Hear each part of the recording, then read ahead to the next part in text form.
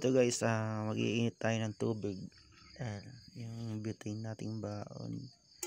Yan na, sinama natin yung camping mga lutuan natin. Yan, unang take. Sablay. Wala pang gas. Sindi ulit. Yan na, fire. Tamang fire bender lang tayo rito. So, ayan na. Easy. Montage lang natin. Pakita ko sa inyo paano magpakulo ng tubig. Tamang hugas muna. Tapon. Salang. Tagilid. Labas. Iisod yan. Para sa pantay. Tanga. Ayan. Okay na. Let's go. Shout out sa lagayan.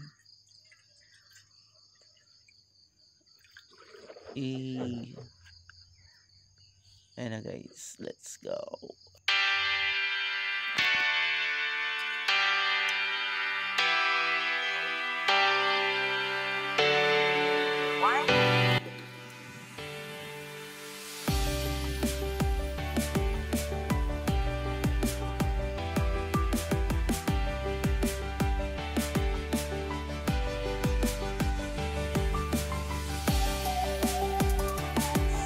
So guys, yan, kape-kape tayo.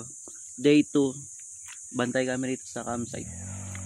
Shoutout sa guest natin na nagbigay ng tinapay kasama yung Korean noodles kagabi.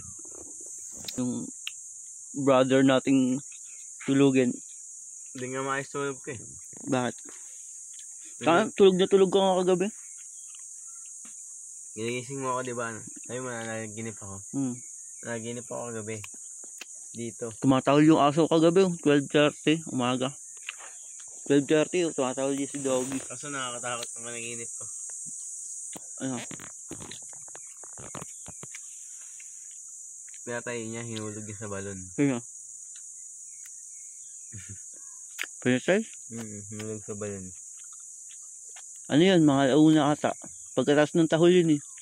Yung muunghol. Basta butas yun, hinuhulog daw eh. Nakita ko. Hinuhulog ka? Hindi ako. Nakita ko lang. Ang witness, ganun. Saan? Dito? Ano dito? Butas eh. Saan ba may butas? Maraming butas dito. At managinip ka dito, may maginto. Takot na hukayin natin. Babakbakin ka ganyan agad. Bakang gabi pa lang.